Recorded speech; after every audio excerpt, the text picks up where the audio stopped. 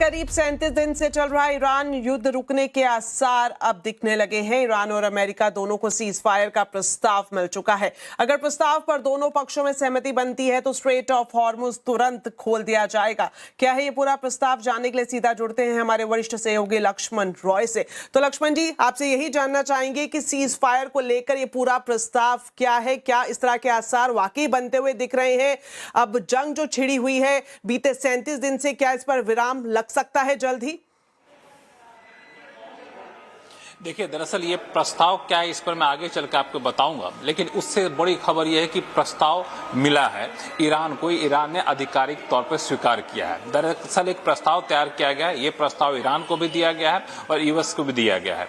और ये यूएस तो बार बार कह रहा था कि हम चर्चा कर रहे हैं, युद्ध रोकने के प्रस्ताव पर विचार हो रहा है, लेकिन अब ईरान ने भी कहा है कि हमें प्रस्ताव मिला है, हम इस प्रस्ताव पर विचार कर रहे हैं। सबसे बड़ी बात तो ये है। अब ये प्रस्ताव क्या है, तो प्रस्ताव के तहत दो बातें निकलकर सामने आई है। पहली बात कि 2 चरणों का फ्रेमवर्क उस प्रस्ताव के तहत तैयार किया गया है। पहला चरण यह है कि कुछ दिनों के लिए सीज फायर किया जाए। कितने दिनों के लिए वो साफ नहीं है, लेकिन शुरू में यह था कि 45 दिनों के लिए सीज फायर होगा।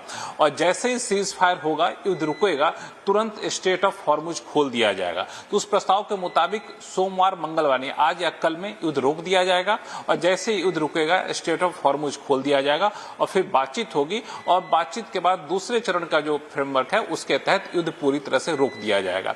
इस प्रस्ताव पर अमेरिका विचार कर रहा है। ईरान ने औपचारिक तौर पर यह कहा है कि हमने अपनी प्रतिक्रिया इस प्रस्ताव पर बना लिया है और समय आने पर हम अपनी जो रणनीति है, जवाबी रणनीति है, उसका खुलासा करेंगे। यानी इस प्रस्ताव पर करना क्या है, ईरान ने अपना मन बना लिया है।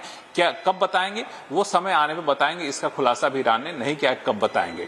दूसरी महत्वपूर्ण बात यह है कि ये प्रस्ताव ऐसे समय पर आया है, अब प्रस्ताव अंतिम रूप ऐसे समय पर आ रहा है जब ये ट्रंप ने साफ तौर से धमकी दी कि 48 घंटे का समय है, अगर इस दौरान आप सहमत नहीं होते हैं तो फिर ईरान के सभी पावर प्लांट को, ईरान के सभी ब्रिज को हम ध्वस्त कर देंगे। और जिस तरीके से चेतावनी भरे लहजों में उन्होंने कहा, तो उससे लग रहा था कि आज शाम के बाद यानी मंगलवार से बहुत भारी बमबारी ईरान पर होने वाली है। इस बीच ये प्रस्ताव का आना और ईरान की तरफ से स्वीकार किया जाना कि हाँ प्रस्ताव मेरे पास आया है, तो ये अपने आप में काफी सकारात्मक संदेश यहाँ पे दे रहा है। हालांकि इस प्रस्ताव पर सहमति बनी है, अभी तक ये औपचारिक तौर पर स्वीकार नहीं किया गया, लेकिन इस बीच एक और महत्वपूर्ण बात यह है कि ईरान के ऊपर भारी बमबारी अभी भी जारी है।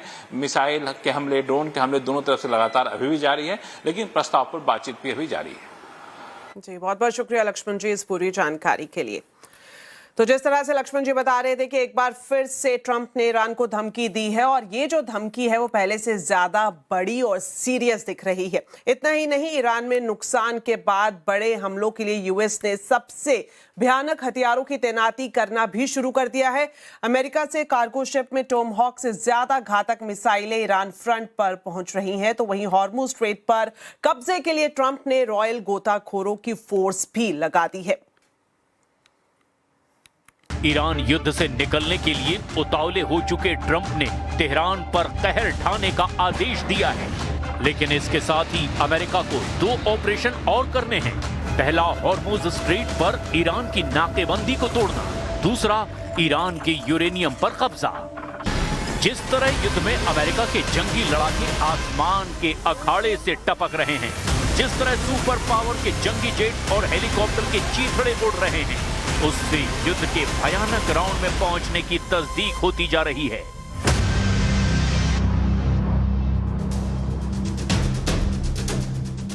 F-16, F-15E, KC-135, MQ-9 drone समेत कई हवाई जाबाजों को मार गिराने का दावा किया गया।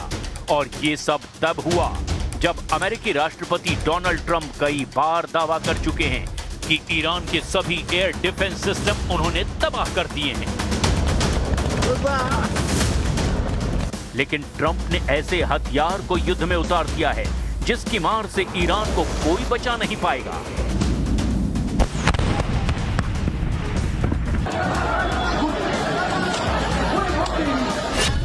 ये है ट्रंप की JASSM-ER मिसाइल। ट्रंप इसी मिसाइल से ईरान को पत्थर युग में भेज देने की धमकी दे रहे हैं, क्योंकि ये ऐसा हथियार है जिसकी कार्ड दुनिया में किसी के पास नहीं है। ISSM-ER, जिसका पूरा नाम joint air to surface missile extended range है। लेकिन तेहरान में अमेरिका का मजाक बनाया जा रहा है। ट्रंप के जंगी हथियारों के कबाड़ के पोस्टर तेहरान के चाक चौराहों पर चस्पा करके युद्ध के लिए ललकारा जा रहा है। तेहरान से अमेरिका को मुंहतोड़ जवाब देने की धमकी दी जा रही है। زیرساختای ما رو که تهدید کرده بود اول یه مهلت 5 روزه داد، بعد مهلت 10 روزه داد.